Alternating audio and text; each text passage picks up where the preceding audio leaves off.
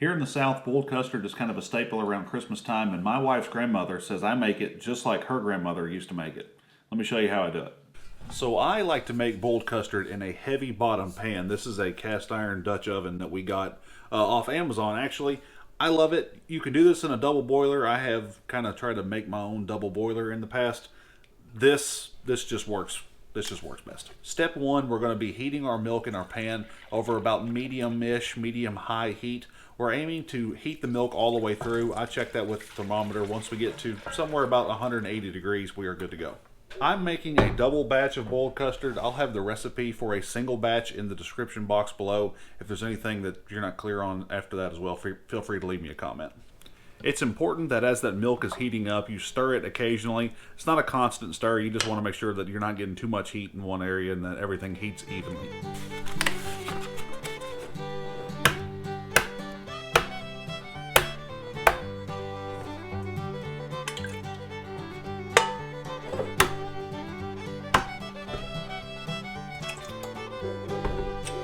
While our milk is heating up, we're going to add our eggs, sugar, and I like to add a pinch of salt as well into a mixing bowl. We're going to mix that up really well. You'd be amazed at how much just a little pinch of salt, how much that brings the sweetness of the custard out. I can't explain it. I don't know. We're going to rock with it, but it really does make a world of difference. So how is boiled custard different from eggnog? They start off similar with a base of eggs and cream, but eggnog has a warmer, richer, more nutmeg, more cinnamon flavor, and boiled custard almost tastes a little bit like melted down vanilla ice cream.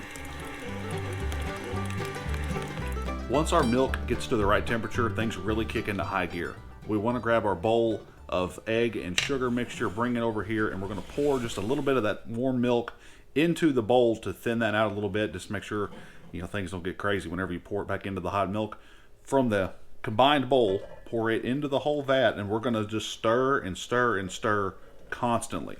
The trick with this is we have to get the custard to the right consistency, and it's a constant stir to make sure the eggs in the mixture don't cook. Nobody wants chunky custard. We don't want to deal with any of that. So you're constantly stirring, constantly checking it. Once it will coat a spoon, and we'll see what that looks like. Off the heat we go, and you want to get the custard out of this pot as soon as possible so your eggs don't cook.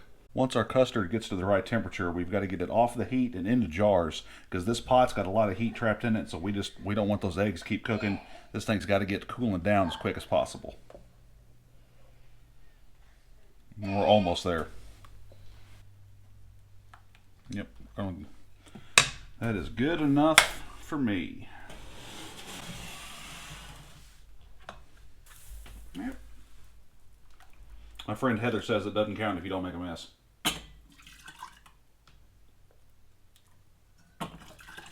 It is at this point you'll add a teaspoon of vanilla extract to your custard, or if you're doing a double batch like I am here, you'll add 2 teaspoons. Just pour it in and mix it up well before moving on to the next step. Cool. Now you absolutely do not have to do what I'm doing here, but I like to strain this through a fine screen when you get done. If any of that egg did happen to get cooked, it'll catch it and you don't end up with that stuff in your mouth, because nothing is going to ruin a glass of cold, just delicious boiled custard like getting, just a little bit of egg in there. Just go ahead and strain it, or at least, if you're better cooked than me, then by all means, don't have to. But I liked it.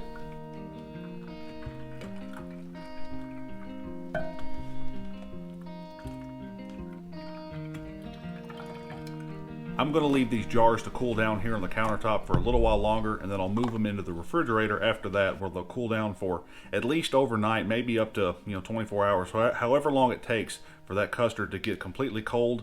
You don't want it warm, you want it completely cool. Be a little patient, it's going to take a little time, but it's worth it.